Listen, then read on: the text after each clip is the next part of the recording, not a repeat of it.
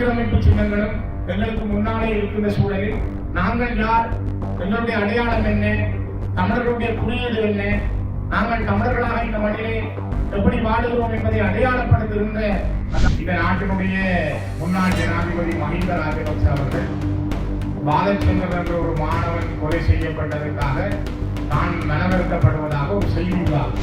அதே மஹிந்த ராஜபக்ச அவர்கள் ஜனாதிபதியாக இருந்தபொழுதுதான் கோட்டபாய ராஜபக்ச அவர்கள் பாதுகாப்புத்துறை செயலாளராக இருந்தபொழுது சரத் பொன்சேகா அவர்கள் இராணுவ தளபதியாக இருந்தபொழுதுதான் அது நடந்தது. கிட்டத்தட்ட 15 ஆண்டுகளுக்கு பிறகு தான் மனம் விரும்புவதாக அந்த காலத்தில் பாலச்சந்திரனுடைய மரணத்திற்கு காரணமாக இருந்தவர் இது ஒரு வாக்குமூலத்தை கொடுத்திருக்கிறார். 2012ஆம் ஆண்டு பிரித்தானியாவில் இருக்கிற இண்டிபெண்டன்ட் என்ற ஒரு பத்திரிகை அவருடைய படத்தை வெளியிட்டு அவர் மிக அருகில் வைத்துத்தான் சுட்டுக்கொலை செய்யப்பட்டிருக்கிறார் என்று நீங்கள் எல்லாரும் பார்த்திருப்பீங்கள். அநேகமா பத்திரிகைகள்ல ஊடகங்கள்ல இந்த நாட்டினுடைய முன்னாள் ஜனாதிபதி மஹிந்த ராஜபக்ச அவர்கள் பாலச்சந்திரன் என்ற ஒரு மாணவன் கொலை செய்யப்பட்டதற்காக தான் மனவருத்தப்படுவதாக ஒரு செய்தி உள்ளாகும். பாலச்சந்திரன் உங்களுக்கு தெரியுமா?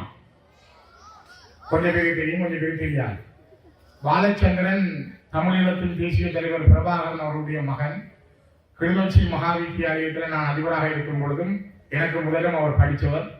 அவருடைய மரணம் 2009ஆம் ஆண்டு சரணடைந்த பொழுது அவருடைய கையிலே சாப்பிட பிஸ்கட் கொடுத்து இலங்கை ராணுவத்தால் அவர் சுட்டு படுகொலை செய்யப்பட்டார்.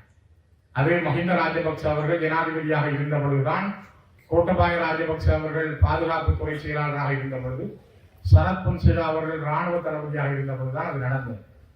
ஆகவே நேற்றைய தினம் கிட்டத்தட்ட 15 ஆண்டுகளுக்கு பிறகு தான் மனம் விரும்புவதாக அந்த காலத்தில் பாலச்சந்திரனுடைய மரணத்துக்கு காரணமாக இருந்தவர் இது ஒரு வாக்குமூலத்தை கொடுத்திருக்கிறார்.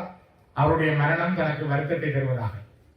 ஒரு தேசிய குழந்தையான பாலச்சந்திரன் உங்களை போல வெள்ளச்சட்டையோட படித்து கிளிநொச்சி மகாவித்தியாலயத்தில் ஒரு மாணவனாக இருந்தவர். அவருடைய மரணம் மிகவும் உலகம் முழுக்க மிக கடுமையாக எல்லோரையும் பாதித்தது. 2012ஆம் ஆண்டு பிரித்தானியாவில் இருக்கிற த இண்டிபெண்டன்ட் என்கிற ஒரு பத்திரிகை அவருடைய படத்தை வெளியிட்டு அவர் மிக அருகில் வைத்துத்தான் சுட்டுக்கொலை செய்யப்பட்டிருக்கிறார் என்று அந்த ஆய்வு ரீதியாக ஒரு ஆய்வாளருடைய செய்தியோடு அந்த செய்தியை வெளியிட்டிருந்தார்கள். பிபிசியினுடைய செய்தியாளராக இருந்த பிரான்சிஸ் கரிசன் அவர்களும் அந்த செய்தியை உறுதிப்படுத்தி தன்னுடைய கவலையை பதிவு செய்திருந்தார். இன்றுதான் மெல்ல மெல்ல எங்களுக்கு நடந்த விடயங்கள் வெளியிலே வருகின்றன. ஏன் நான் இதை சொல்கிறேன் என்றால், நீங்கள் குழந்தைகள் இப்பொழுது 6ஆம் ஆண்டுக்கு மேலே படித்துக் கொண்டிருக்கிற பிள்ளைகள், எங்களுடைய வரலாறுகள், எங்களுக்கு நடந்த துயரங்கள், ஏன் நாங்கள் ஒரு போரியல் வாழ்வுக்குள் இருந்தோம் என்பதை நீங்கள் புரிந்து கொள்ள வேண்டும், அறிந்து கொள்ள வேண்டும் என்பதற்காக நான் உங்களிடம் இதனை பதிவு செய்கிறேன். காரணம், எனக்கு அருகிலே இருந்த மதகுரு அவர்கள் பங்கு தந்தை அவர்கள் என்ன கேட்டார், இந்த போதை வஸ்து மற்றும் போதைக்கு அடிமையாகின்றவர்களுக்கு நாங்கள் ஏதாவது ஒரு அவர்களுக்கான ஒரு புனர்வாழ்வு நிலையம் அமைப்பதற்கு நீங்கள் உத்தேசித்திருந்தால் ஒரு காணியை தந்தால் நான் அதை பற்றி உதவி செய்ய தயாராக இருக்கிறோம் என்ற செய்தியை அவர் சொன்னார். அப்படிதான் நீங்க யோசித்து பாருங்கள். 2009ஆம் ஆண்டுக்கு முதல் இந்த மண்ணிலே ஒரு போதை வஸ்துடைய பெயரை நாங்கள் அறிந்ததில்லை. கஞ்சா என்ற சொல்லை நான் கேள்விப்பட்டதே இல்லை. அல்லது ஏதாவது ஒரு போதை வஸ்துக்கான பெயர்களை நாங்கள் அறிந்ததில்லை. கிளிநொச்சி நகரத்திலே நாங்கள் பார்களின் கண்காட்சியை பார்த்ததில்லை. இதெல்லாம் நாங்கள் 2009க்கு முதல் கண்ட சம்பவங்கள். ஆனால் இன்று ஒரு பாதிக்கப்பட்ட எங்களுடைய சமூகம் சார்ந்த பிள்ளைகளை புனர்வாழ்வு அளிப்பதற்கு நிலம் எடுத்து அதற்கு கட்டடம் அமைத்து அங்கே அவர்களுக்கு புனர்வாழ்வு வழங்கலாமா என்று சிந்திக்கின்ற அளவுக்கு இந்த 15 ஆண்டுகள் எங்களிடம் ஓடியிருக்கிறார். ஆகவே அன்புக்குரிய குழந்தைகளை உங்களுடைய கைகளிலே தரப்பட்டிருக்கிற ஒரு பாரிய பொறுப்பு.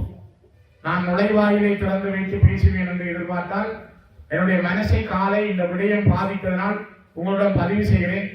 ஒவ்வொரு பிள்ளைகளும், ஒவ்வொரு குழந்தைகளும், இந்த பாடசாலையினுடைய ஒவ்வொரு மாணவர்களும் மாணவிகளும் நீங்கள் சிந்திக்க வேண்டும். நாங்கள் யார், எந்த தேசத்தில் பிறந்து வளர்ந்தோம், நாங்கள் இந்த மண்ணின் விடுதலைக்காக எங்களுடைய அப்பாக்கள், அம்மாக்கள், அண்ணன்மார், சகோதரர்கள், என்னுடைய உறவுகள் எத்தனை 1000 பேர் அர்ப்பணித்திருக்கிறார்கள். அந்த வீரம் சொரிந்த தியாகம் சொரிந்த மண்ணிலே எங்களுக்கு ஒரு புனர்வாழ்வு நிலையம் என்று சிந்திக்கிறோம் என்றால் நாங்கள் எங்கே செல்கிறோம், ஏன் நாங்கள் அதுக்கு அடிமையாகிறோம் நாங்கள் ஏன் இந்த வரையறைக்குள் வர இருக்கிறோம், இதிலிருந்து நாங்கள் எவ்வாறு மீண்டு வெளியிலே வருவது என்பதை சிந்திப்பதற்காக நான் உங்களிடம் இந்த செய்தியை சொல்லுகிறேன். இன்று காலை இப்பொழுது கிட்டத்தட்ட 1500 பேர் இருக்கிற இந்த கூட்டத்திலே உங்களோடு பேசுகின்ற நான் இந்த அதிகாலை கிளிநொச்சி மகா வித்தியாலயத்திலும் உங்களைப் போல இதே அளவு மாணவர்களோடு பேசுகின்றேன்.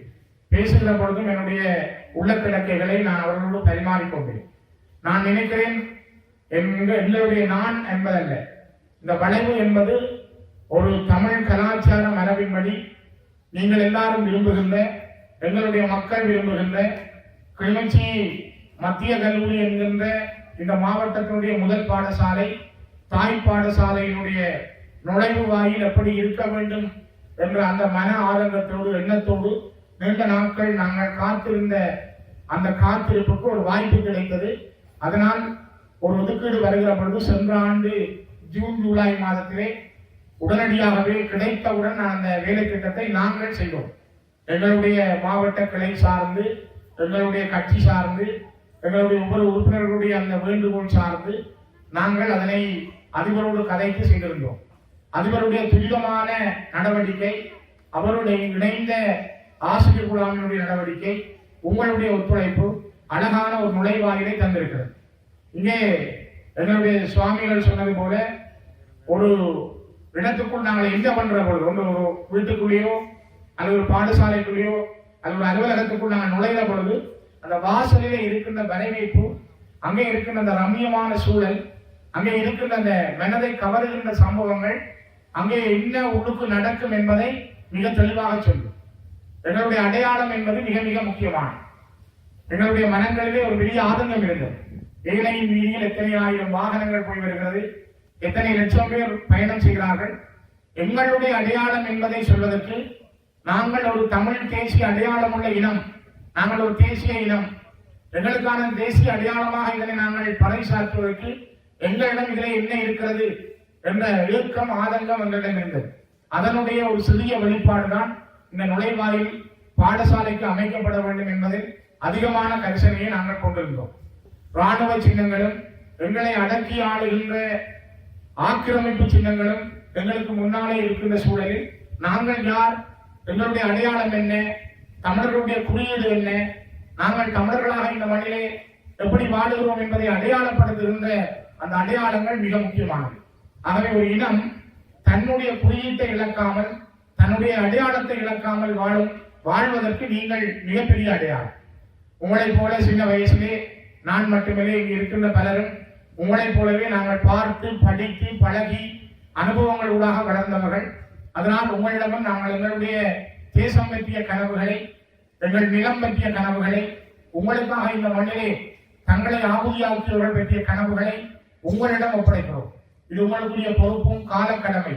ஆகவே நாங்கள் ஏதோ தவறு விடுகிறோம், அந்த தவறுகளை திருத்த எங்களுக்கு புனர்வாழ்வு நிலையங்களை தேடி செல்லாமல், அது அமைக்கத்தான் வேண்டுமென்றால் அதில் எங்களுக்கு எதிர்கருத்தில்லை. ஆனால் அவற்றை உருவாக்குகின்ற கர்த்தாக்களாக நாங்கள் இல்லாமல், நாங்கள் எங்கள் மண்ணிலே எங்களை நாங்களே ஆளுகின்ற, எங்களை நாங்களே மனிதர்களாக உருவாக்குகின்ற, எங்களை நாங்களே படிமுறைப்படுத்துகின்ற மனிதர்களாக ஆளுமைப்படுத்த உங்களிடமிருந்து நான் பல விடயங்களை எதிர்பார்க்கிறோம். அதிபர் குறிப்பிட்டார், நாங்கள் வைத்தியர்களை அல்லது இன்ஜினியர்களை, கணக்கியலாளர்களை அதிக அளவில் எதிர்பார்க்கவில்லை என்று 100% என்று சொல்லவில்லை. எங்களுக்கு அவர்கள் தான் 100% வேண்டும் என்றல்ல. நல்ல மனிதர்களை, நல்ல சிந்தனையாளர்களை, தேசம் பெற்றுள்ளவர்களை, இந்த மண்ணை நேசிக்கின்றவர்களை, மக்களை நேசிக்கின்றவர்களை நாங்கள் எதிர்பார்க்கிறோம் என்று அவர் சொன்னார்.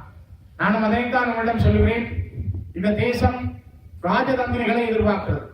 நாளை இந்த உலகத்திலே எங்கள் மக்களுக்கான விடுதலை பற்றிய கனவுகளை சர்வதேச சமூகத்திடம் சொல்வதற்கான நல்ல ராஜதந்திரிகள் உங்களிடம் இருக்கிறார்கள்.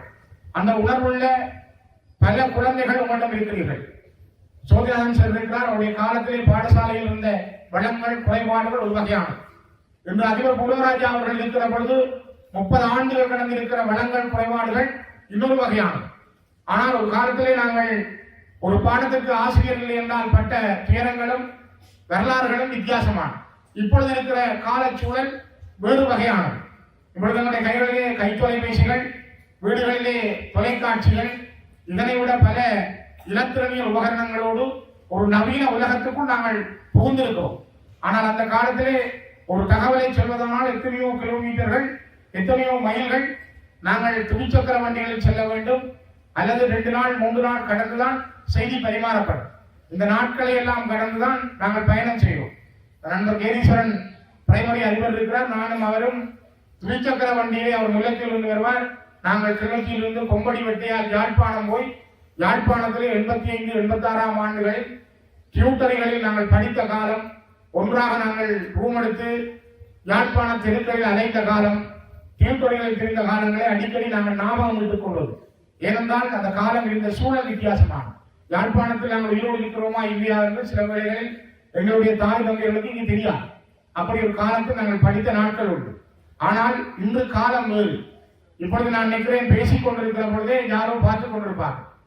நீங்கள் இங்கு நடந்த அவ்வளவு சம்பவங்களும் உலகத்தின் பரப்புகளுக்கு போட்டோ பதிவுகளாக இப்பொழுது போயிருக்கும். ஆகவே இது கால மாற்றத்துக்குள் இருக்கிற நீங்கள் இந்த கால மாற்றத்தை எங்களுக்கு சாதகமாக, எங்களுக்கு உறுதியானதாக எவ்வாறு மாற்றிக்கொள்வது?